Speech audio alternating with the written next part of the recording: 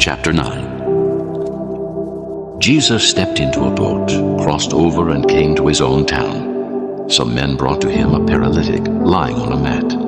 When Jesus saw their faith, he said to the paralytic, "Take heart, son. Your sins are forgiven." At this, some of the teachers of the law said to themselves, "This fellow is blaspheming." Knowing their thoughts, Jesus said, Why do you entertain evil thoughts in your hearts?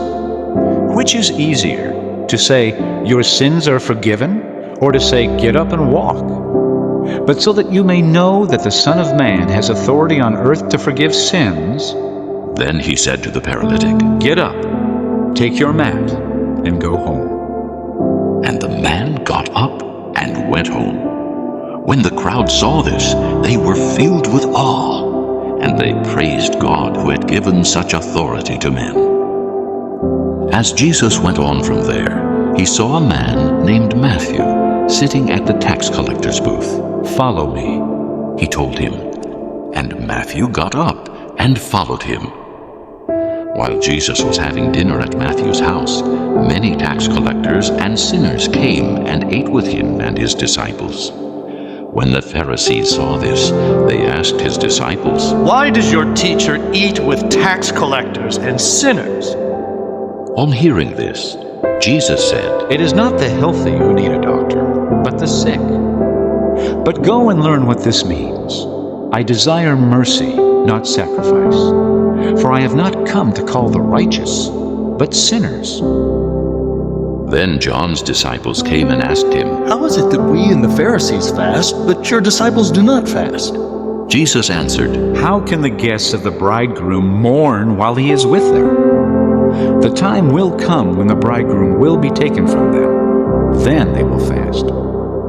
No one sews a patch of unshrunk cloth on an old garment, for the patch will pull away from the garment, making the tear worse.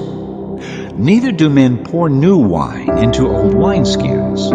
If they do, the skins will burst, the wine will run out, and the wineskins will be ruined. No, they pour new wine into new wineskins, and both are preserved. While he was saying this, a ruler came and knelt before him and said, My daughter has just died, but come and put your hand on her and she will live.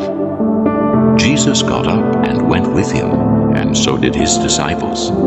Just then, a woman who had been subject to bleeding for 12 years came up behind him and touched the edge of his cloak. She said to herself, If I only touch his cloak, I will be healed. Jesus turned and saw her. Take heart, daughter. He said, Your faith has healed you. and the woman was healed from that moment. When Jesus entered the ruler's house and saw the flute players and the noisy crowd, he said, Go away! The girl is not dead, but asleep. But they laughed at him.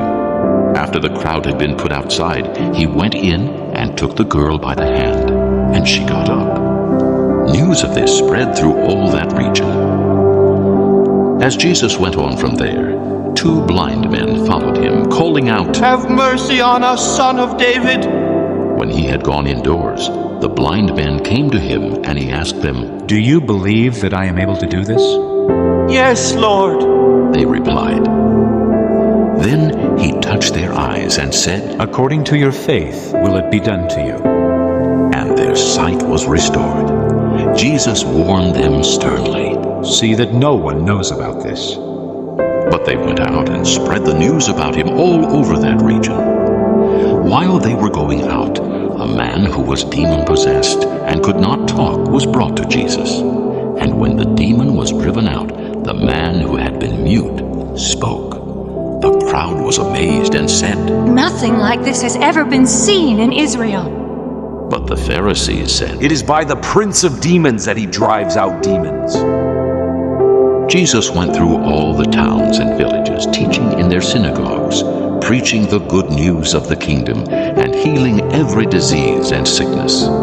When he saw the crowds, he had compassion on them, because they were harassed and helpless, like sheep without a shepherd. Then he said to his disciples, The harvest is plentiful, but the workers are few. Ask the Lord of the harvest, therefore, to send out workers into his harvest field.